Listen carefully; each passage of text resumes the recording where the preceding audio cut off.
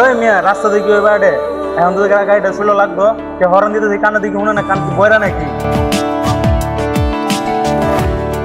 ভাই আমি একটু টেনশনে ছিলাম তো তাই ফলো করি নাই, সরি ভাই।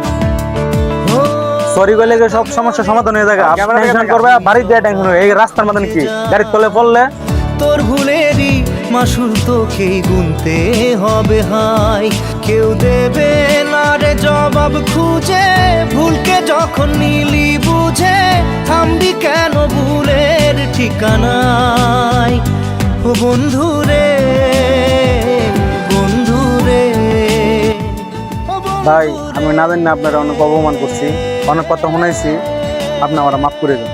থাক ভাই, সমস্যা নাই, মাপ চাওয়ার কোনো প্রয়োজন নাই, সম্পূর্ণ বলি আমার, যেহেতু আমি খেয়াল করি নাই।